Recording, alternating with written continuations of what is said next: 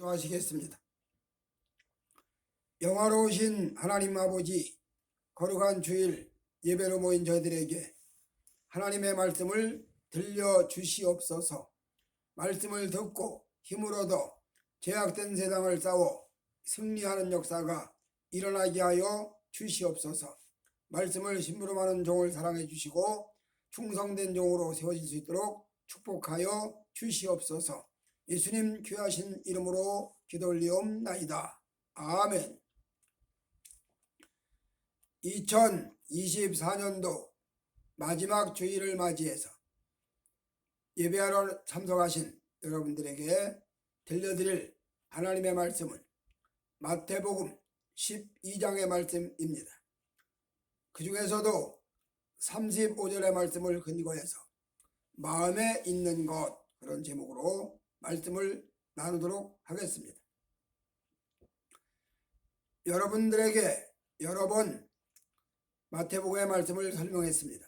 오늘 말씀은 사람의 마음에 악을 쌓은 자는 그 쌓은 악에서 악이 나오고, 마음에 선을 쌓은 자는 그 쌓은 마음의 선에서 선한 것이 나온다, 그렇게 말씀을 합니다. 인생 사는 동안에 인간관계에서 사람과 사람 사이에서 대해지는 이런 모든 말에 대한 얘기도 되지만, 또 하나님을 섬기는 믿음의 차원에서는 하나님과 연결된 관계도 같이 내포되어 있는 말씀이 본문의 말씀입니다. 그럼 오늘 말씀에 근거해서 예수님이 많은 사람들이 몰려와가지고 예수님에게, 예수님 표적을 보여주시옵소서, 기적을 저희들에게 하는 걸 보여주시옵소서, 그렇게 요청을 합니다. 그러니까 예수님이 하시는 말씀이, 악하고 음란한 세대에게 보여줄 표적이 없다. 악하고 음란한 세대에게는 요나의 표적밖에는 보일 것이 없다. 그렇게 요나를 거론하십니다. 이 요나라는 사람은 여러분이 잘 아시는 대로 니느웨 도성에 가서 대부흥 역사를 일으킨 사람이죠. 이방의 대부흥 역사. 한 나라가 임금서부터 백성들까지 다 회개하고 하나님 앞에 나왔다. 놀라운 대역사입니다. 이런 역사를 일으킨 사람이 바로 요나지요. 그리고 열왕기 성경에도 요나에 대한 기록이 잠깐 나옵니다. 어쨌든 요나는 북왕조 엘리사 시대에 사역했던, 아마 동시대를 같이 살았던 그런 선지자인데, 예수님이 이 사람을 거론하면서, 내가 너희들이 표적을 요구하고 기적을 요구하는데 너희들에게 보여줄 표적과 기적은 요나의 표적밖에는 없다, 그렇게 말씀을 합니다. 이 이야기를 듣는 당시의 사람들이, 제자들도 마찬가지고, 아니 요나의 표적이 뭐지? 요나의 표적이 뭘 말씀하는 걸까? 이해 불가합니다. 지금 훗날 세월이 간 다음에 예수님이 십자가에 달려 돌아가시고 3일 만에 부활하시고 승천하시고 오순절 성령 충만의 역사가 일어나고 나서야 예수님이 하신 말씀이 이런 뜻이었구나 하고 깨달았지만, 그때 당시는 예수님이 하시는 말씀의 의미를 모릅니다. 오늘 마태복음의 본문에 나온 말씀대로 사람의 마음속에 있는 것, 그 마음속에 있는 것들을 가지고 요나의 마음속에 있던 것을 연결해서 말씀을 설명해 가도록 하겠습니다. 우리 인생들은 마음속에 수만 가지 여러 가지가 다 들어있습니다. 이 엄청나게 많은 양의 눈으로 다 이야기할 수 없고 말로 다 이야기할 수 없는, 이런 글로 다 표현할 수 없는 이런 엄청난 것이 사람 마음속에 있단 말입니다. 요나에게도 이런 엄청난 것이 들어있는데, 이것을 요약을 하면 어떤 것인가? 첫째로 요나의 마음속에는 사명이 있습니다. 사명이라고 하는 것은 보냄받은 자의 말을 전한다, 그런 얘기거든요. 그럼 누가 누구에게 보냈냐? 여호와 하나님께서 세상 사람들에게 가서 말씀을 전하라고 보내주셨다는 이야기입니다. 요나가 바로 이 사명이 그 마음속에 있었어요. 그러면 이 사명이라고 하는 것은 언제 생기는 거냐? 하나님이 언제 주시는 거냐? 성령의 은혜를 받고 말씀이 임하면 반드시 하나님을 향한 응답이 일어납니다. 하나님을 향해서 내가 이렇게 살겠노라고 하는 약속이 나타납니다. 이걸 우리는 흔한 말로 서원이라 그렇게 얘기를 하죠. 자, 하나님, 내가 나의 일생을 주 앞에 이렇게 드리겠나이다. 내가 나의 일생을 주님의 뜻대로 살겠나이다. 그렇게 서약을 한단 말입니다. 이렇게 서약을 하고 나선 사람들이 주로 목회자들인데, 자, 성경에 보면 한나라는 여인이 사무엘 성경에 나오죠. 이 여인이 아이가 없어. 작은 여자 분인나가 날마다 염장을 질러댑니다. 아이도 못 낳는 게 무슨 큰 며느리야. 아이도 못 낳는 것이 대도 못 이어주는 사람이 무슨 큰 각시야 하면서 아들 낳은 내가 큰 각시고 아들 낳은 내가 이 집에 며느리가 맞지 네가 어떻게 며느리야 이러면서 자꾸 찔러대니 이 한나가 너무너무 괴로워. 남편이 위로해주고 사랑해주면서 내가 당신에게 10 아들보다 낫지 아니하뇨 그러지만 한나의 마음에는 위로가 되질 않습니다. 이런 한나가 성전에 올라갈 일이 있을 때 성전에 올라가서 간절히 기도합니다. 얼마나 간절히 기도했던지 엘리 제사장이 한나를 볼 때 술 취한 여자로 볼 정도로 그렇게 깊은 기도를 합니다. 그러고 거기서 결국 하늘의 응답을 받고 엘리 제사장의 축복을 받고 그러고 응답을 받고 내려와서 그리고 그가 기도할 때 한 내용이 뭐냐, 내게 아들을 주시면 그 아들을 여호와께 드려서 올리겠나이다. 그리고 그 아이의 머리에 삭돌되지 아니하겠나이다. 즉 하나님 앞에 드려지는 헌신의 사람으로 올리겠다 그런 이야기죠. 그렇게 기도한 그 응답대로 한나에게 아들이 주어지고 결국 그 아들은 젖을 뗀 후에 얼마 후에 하나님의 성전 즉 엘리 제사장의 집에다가 갖다가 맡깁니다. 그리고 아이 사무엘은 어미를 떨어져서 엘리 제사장의 집에서 양육을 받고 성장을 합니다. 이렇게 성장한 그 아들이 훗날 사무엘로 이스라엘의 마지막 사사지요. 그렇게 사사로 세워집니다. 오늘 한나의 마음속에 하나님을 향한 믿음의 기도가 있었다면 바로 요나도 하나님을 향한 사명이 그 속에 주어졌습니다. 언제 주어졌냐? 하나님과 은혜 받았다는 것은 정확하게 어느 날 어느 시라고 기록되어 있지 않지만 아마 젊은 날이겠죠. 그날에 하나님 앞에 기도하다가 그 마음을 투현되는 강력한 하나님의 영적인 은혜가 그에게 임하고 말씀이 임하면서 그의 심령에 사명이 자리 잡습니다. 그 자리 잡은 사명이 날마다 요나를 격동시키는 겁니다. 사람이 성령에 임하면 말씀의 은혜가 임하면 반드시 주변 사람들 향해서 기도하게 되고 그들을 전도할 마음이 생기는 겁니다. 전도하라 해서 되는 것도 있고 전도 세미나 전도 교육 이런 거 받아서 하는 경우도 많이 있고 또 필요하고 그런 것도 다 필요하고, 그러나 하나님의 말씀이 성령이 마음에 임하면 심령이 뜨거워져서 전도할 마음이 생기는 겁니다. 기도할 마음이 생기는 거예요. 제가 교회 나가서 은혜를 받고 성령 충만을 받고 나서 마음속에 부모 형제를 위한 뜨거운 마음이 일어납니다. 저 불쌍한 영혼들, 하나님을 알지 못하는 해골 같은 저 영혼들, 죽어있는 저 시체 같은 저 영혼들, 내가 저들을 위해서 호소합니다. 하나님, 저들이 주 앞에 나와서 예수 믿고 은혜 받고 구원받는 백성이 되게 해달라고 그렇게 뜨거운 마음으로 기도합니다. 무슨 얘기냐? 하나님의 말씀과 성령이 심령에 와서 전달되면 반드시 주변 사람이 영적으로 볼 때 불쌍해집니다. 측은해지죠. 안타까워집니다.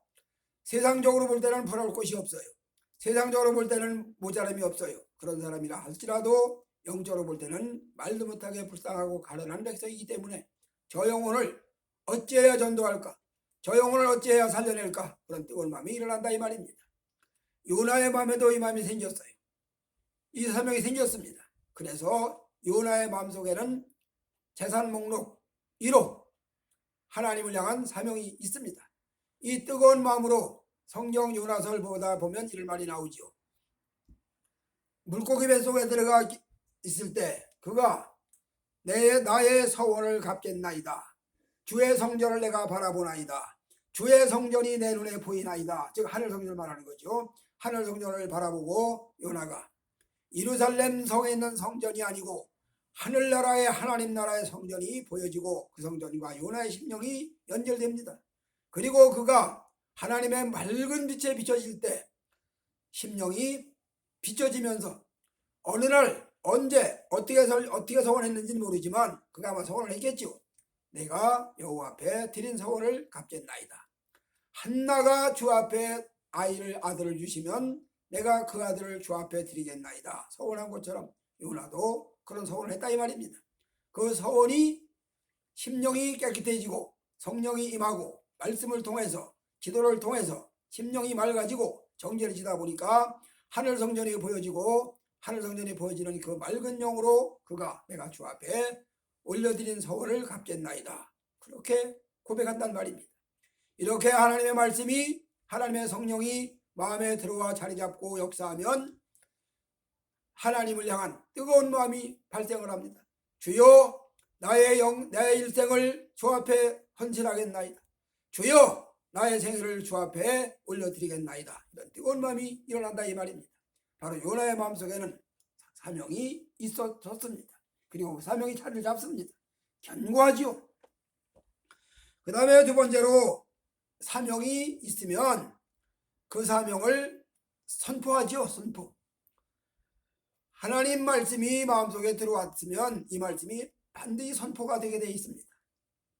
낭중지추 주머니에 못이 있으면 주머니에 송곳이 있으면 그것이 주머니를 뚫고 나간다. 마음속에 하나님의 주신 사명이 자리 잡고 있으면 반드시 그 사명을 선포할 대상이 주어집니다. 요나에게는 어떤 대상이 주어졌느냐? 니느웨가 주어졌습니다. 그래서 니느웨로 가라고 명령하는데 막상 사명받고 은혜받고 성령 충만을 받을 때는 어디든지 가오리다. 부름받아 나서니 몸 어디든지 가오리다 고백하고 찬송도 올리고 하나님께서 명령하시면 불속으로 가라 할지라도 불 가운데 가겠나이다. 물속으로 가라 명령하시면 내가 물 가운데로 가겠나이다. 그렇게 뜨거운 마음으로 기도하지만 막상 현실에서 불 가운데 가라 주저주저하고 회피하죠. 안 가려고 하죠.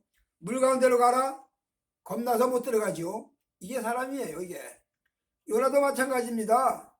니느웨로 가라고 명령하니까 자 하나님 요나는 좀 특별한 경우지만 만약에 하나님이 나에게 명령하셔서 내가 니느웨에 가서 심판을 해치면 그들이 회개할 거 아닙니까?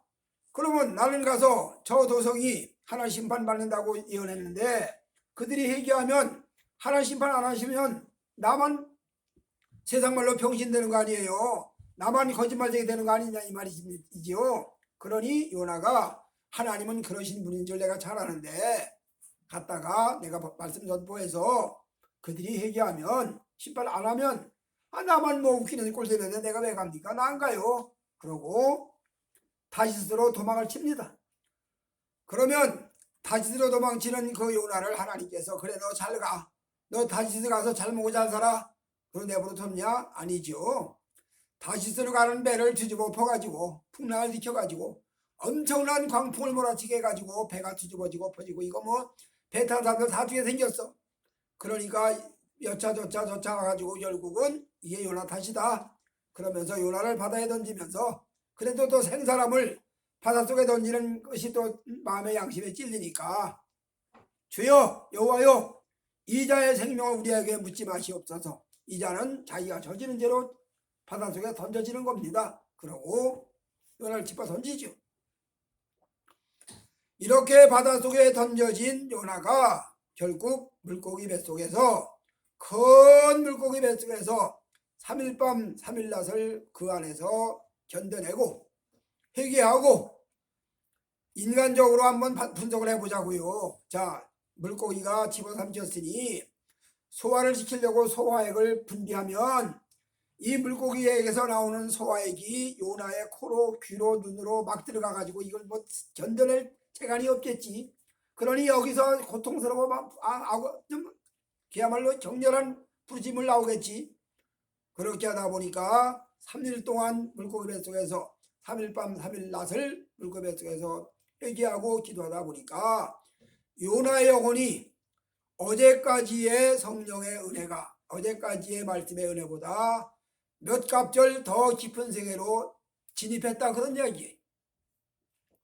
제자들이 예수님의 12제자들 그 다음에 70제자들 120문도들 500제자들 이렇게 이너서클로 나가는데 그중에 베드로 요한 야고보가 가장 측근의 측근 중에 측근이죠. 이 제자들이 3년 동안 예수님께 훈련받으면서 전도 실습도 나가고 뭐 별별 다 일을 다 했지 않습니까? 그럼 그들이 성경에 보니까 가서 말씀을 증거하고 전도할 때 하늘에 사단이 번개같이 떨어졌다. 하늘을 잡고 있는 사단이 번개같이 떨어졌다는 얘기는 엄청난 권능을 가졌다는 이야기예요. 이 권능 가졌던 그런 제자들이 그때뿐이지 잠시 오면 또 세상 의식이 들어오고 자기가 들어오니까 하나님의 역사가 일어나지 못하지요. 벌벌 떨지. 심지어 예수님 잡혀갈 때 베드로가 혼장담하지 않아요. 자, 너희들이 오늘 나를 다 버리리라 그러니까 베드로가 하는 말이 주여 다 버릴지라도 나는 주님을 버리지 않나이다. 그러니까 주님이 하시는 말씀이 네가 닭 울기 전에 닭이 3번인가 2번 울기 전에 나를 3번 닭이 2번 울기 전에 나를 3번 부인하리라 말씀하니까 아주 힘주어 부인을 하지요. 아닙니다. 그럴 일 없습니다. 그럼. 다른 제자도 마찬가지로. 그런데 웬걸 법정에 가야바 법정에 잡혀가고 사내들인 공에 잡혀가서 신문 받는 그 주님 앞에 빌라도 법정에 잡혀가고 헤롯 법정에 잡혀가서 신문 받는 그 주님이 즉 선생님이 궁금해서 어떻게 되나 염려스러워서 가서 멀찌감치 가서 보고 있어. 그때 베드로를 향해 가지고 너도 그 닭이지? 너 이수닭 맞지? 그러니까 부인하고 힘써 부인하고 적극적으로 부인하고 그렇게 부인했다. 무슨 얘기냐? 인간의 힘으로는 나약하기가 말도 못해 나약하다는 이야기지요. 그가 성령을 안 받고 말씀을 안 받은 게 아니라 이미 성령도 받고 말씀도 받았어요. 다만 오순절에 임하는 강력한 성령 역사는 없었지만 그러나 오순절 강림의 성령 역사를 받고 나서야 그들이 두려운 게 없지 겁이 나는 게 없죠. 그래서 용감하지요. 담대하지요. 바로 요나도 마찬가지입니다. 하나님의 말씀을 가지고 속에 사명이 자리 잡고 있어서 사역을 하고 여호와의 말씀을 선포하고 그랬던 요나지만 이 요나가 물고기 뱃속에서 3일 밤 3일 낮을 견디고 난 다음에 와지는 그 능력이라는 건 그전 이전하고 비교할 수 없을 정도로 엄청나게 강한 능력이죠. 이런 능력을 가지고 결국 니느웨에 가서 선포하지요. 너희 도성이 여호와의 심판에 무너지리라. 너희 도성이 여호와의 말씀에 보응받으리라. 심판이 임하리라. 그 선포된 말씀을 듣고 니느웨 도성이 다 회개가 일어났다. 놀라운 역사입니다. 하나님의 말씀이 증거되고 하나님 말씀이 선포되면 심령의 회개가 일어납니다. 하나님 말씀이 증거되면 듣는 자 속에 여호와의 말씀이 역사가 일어나서 그들에게 새 생명의 역사가 일어난다 이 말입니다. 바로 요나는 이런 놀라운 역사를 일으켰어요. 이렇게 해서 말씀을 선포합니다. 그 다음에 어떤 결과가 왔느냐. 세 번째로는 도구지요. 도구. 자, 인스트루먼트 도구. 하나님의 손에 붙들린 도구. 성경은 이렇게 말합니다. 너희가 여호와 앞에 의의 병기가 되어라. 너희가 여호와 앞에 선한 도구가 되어라. 고린도 성경에 사도 바울이 설명합니다. 의의 병기가 되어서 하나님의 의의 병기가 되어서 하나님의 손에 붙들리면 놀라운 의의 병기로 의의 도구로 바꿔지고 역사가 일어나지요. 사사시대에 기도원이 보리떡 덩어리 같은 별 볼 일 없는 그 기도원이 여호와의 손에 붙들렸더니 미디안을 쳐서 이기는 놀라운 북국의 영웅이 되었다. 하나님의 손에 붙들리면 그때부터 놀라운 역사가 일어난다 이런 얘기입니다. 바로 요나가 하나님의 도구가 된 것은 애형상으로는 그가 니느웨 도성을 뒤집어 엎는 회개 역사를 일으킨 그런 도구였고 그래서 역사상에 전 이방 세계가 그렇게 전무후무한 대붕의 역사가 일어난 일은 그렇게 많지 않습니다. 그런 거의 없어요. 이런 역사들이 있긴 요나지만 그 요나가 결정적으로 어떤 도구냐. 물고기 뱃속에 3일밤 3일낮이 당신은 몰라요. 당시 요나는 이것이 훗날 예수님의 예표가 되는지를 모릅니다. 일반 사람도 다 모릅니다. 다만 전해오는 이야기가 기록된 이야기가 자 요나가 언제 바닷속에 물고기 속에 들어갔다가 3일밤 3일낮을 살다가 나왔댄다. 이런 이야기를 전해지는 거죠. 아버지가 아들에게 이야기해주고 할아버지가 손자들 무릎에 안고 앉혀서 야야야 그 전날에 이런 얘기에 뭐 우리 조상 중에 이런 일이 있었단다 그러면서 전해주고 귀로 입으로 전해지는 거예요. 저희도 어릴 때 18살 나이 때 할아버지가 저를 앉혀놓고 우리 집안은 뭐 이런 집안이고 우리 집안은 뭐 이런 역사를 가지고 있고 야 참 나는 밖으로 나가 놀고 싶은데 붙잡아 앉혀놓고 우리 집안은 뭐 조선왕조의 후손이고 뭐 우리 집안은 뭐 양반 사대부의 후손이고 노른 벽파에 속해 있었고 어쩌고 저쩌고 하는데 그게 내 귀에 안 들리죠. 그러나 하도 많이 듣다 보니까 이게 마음속에 자리 잡아가지고 제가 나이가 들고 난 다음에는 이게 내 속에 있다 보니까 나와. 그래서 족보라니 족보 역사를 쫙 설명할 수 있어. 무슨 얘기냐? 요나 이야기도 아버지로 할아버지로 추위 어른들로부터 전해지고 또 전해지고 또 그 아들이 그 아들에 전해주고 그 아들이 또 그 아들에 전해지고 이렇게 해서 전해오다 보니까 유대 백성들은 요나 이야기면 다 아는 얘기죠. 그런 요나 이야기를 예수님이 얘기하시는 겁니다. 너희들이 나에게 기적을 요구하느냐? 너희들이 나에게 표적을 보여달라고 하느냐? 악하고 음란한 세대가 표적을 구하지만 보여줄 표적은 요나의 표적밖에 없다. 즉 요나 자신도 알지 못했고 당시 사람도 알지 못했지만 요나의 물고기 뱃속에 3일간은 훗날 예수님이 무덤 속에서 3일을 계시는 일표였다 이 말입니다. 즉 그렇게 일표로 쓰임받는 도구였다 이 말이에요. 제가 79년도 3월부터 전라남도 신안에 가서 목회를 시작을 하고 또 신학교를 서울에 있는 신학교를 입학을 시켜서 학교를 다닙니다. 그렇게 신학생 때 아주 뭐 사명이 하늘에 닿죠. 아주 뭐 대단하죠. 그래서 야 뭐 다 조용기가 되고 다 뭐 박조준이가 되고 뭐 다 전부가 다 목회 성공자에다 하나같이. 그래서 나도 조용기처럼 쓰임받는 그런 큰 목사가 되리라. 나도 영락교를 다니마던 박조준 목사 같은 목사가 되리라. 그런데 세월이 간 다음에 보니까 이게 아니야. 어떤 같이 공부했던 동기동창들 중에 어떤 사람은 청풍도 하고 예배당도 잘 짓고 참 목사답게 목회를 하고 어떤 사람은 촤라 해도 내놓을 게 없어. 그럼 그런 사람들은 아무것도 하나님 앞에서 임하지 못했느냐? 아니죠. 전도서에 보니까 이런 말이 나오죠. 큰 도성에 이름 없는 지혜자가 있는데 그 젊은 지혜자로 인해서 적군이 쳐들어와 에워쌌다가 그 에워쌌던 적군을 그 젊은 지혜자의 그 지혜로 물리쳤다. 그런데 그 도성 사람들이 그 젊은 지혜자의 지혜를 그 젊은 사람의 그 헌신을 아는 자가 없었다. 눈앞에 드러나질 않아. 눈에 띄질 않아. 근데 실상은 그가 그 도성을 구한 위대한 사람이야.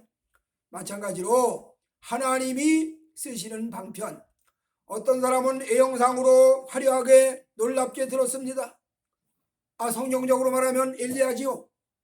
갈멜산상에서 450명 400명 850대 1로 대결합니다. 엘리야의 대승을 거두죠.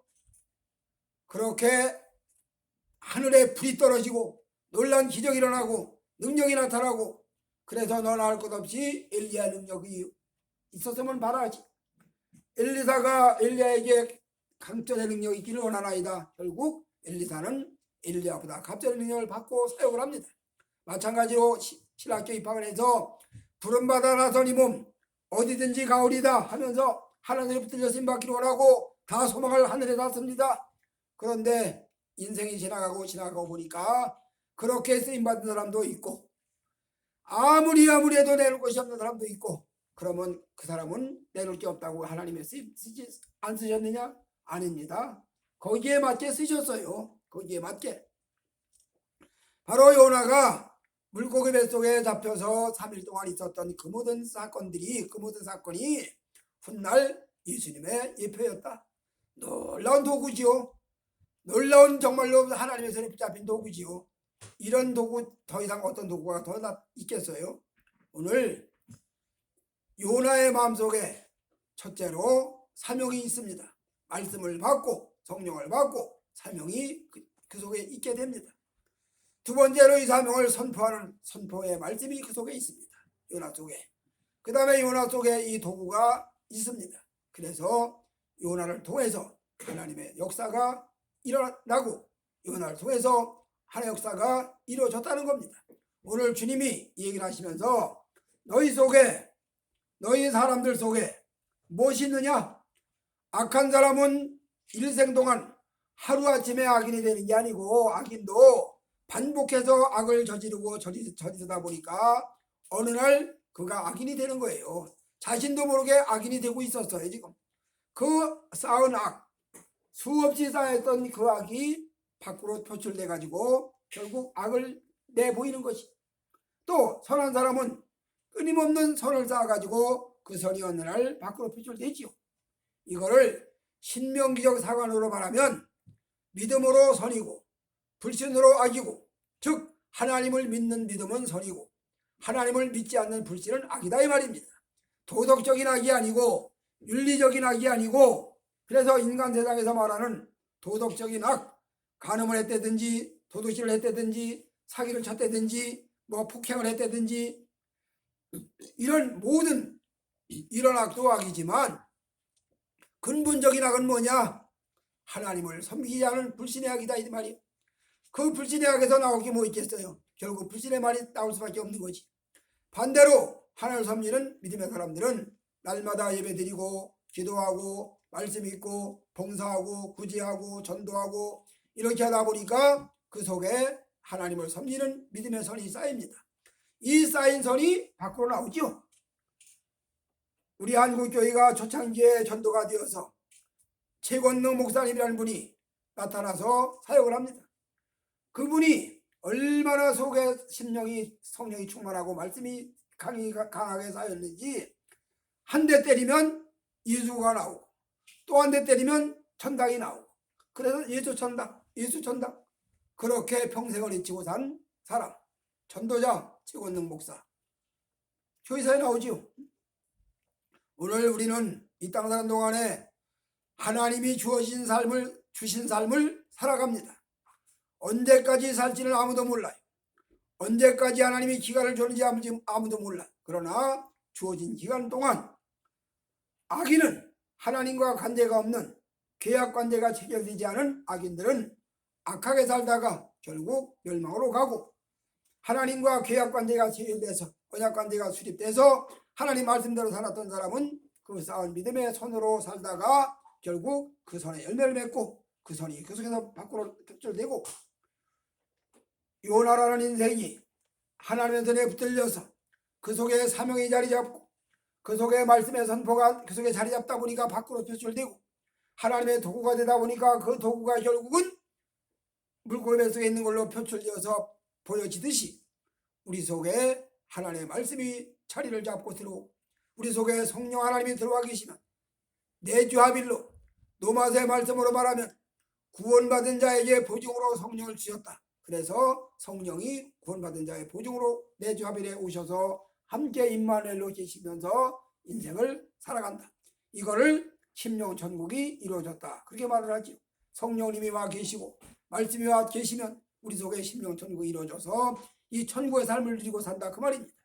오늘 아무쪼록 저와 여러분이 2024년 마지막 주일을 맞이해서 하나님의 말씀을 들으실 때 이 말씀이 여러분 속에 작동을 하셔서 활동을 하셔서 믿음으로 손으로 하나님 앞에 인정받는 역사로 자리 잡아서 주 앞에 이런 역사를 이뤄낼 때 30배로, 60배로, 100배로 좋은 결실을 맺어 가시는 저도 되고 여러분도 되어지시기를 주의 이름으로 축복해 드립니다. 아멘. 하나님 아버지 감사합니다. 2024년 마지막 주일을 맞이해서 주 앞에 예배하는 자들의 심령 속에 마음속에 쌓인 선이, 마음속에 쌓인 악이 밖으로 표출된다고 말씀하신 그 말씀을 기억하고 우리 속에 믿음의 선을 잘 쌓아서 이 선이 밖으로 표출되어 자신은 하나님의 말씀으로 충만하고 자손들은 복을 누리게 하고 주위 사람들에게는 여유를 나누어주는 아름다운 역사가 일어날 수 있도록 축복하여 주시옵소서. 예수님 귀하신 이름으로 기도 올리옵나이다. 아멘.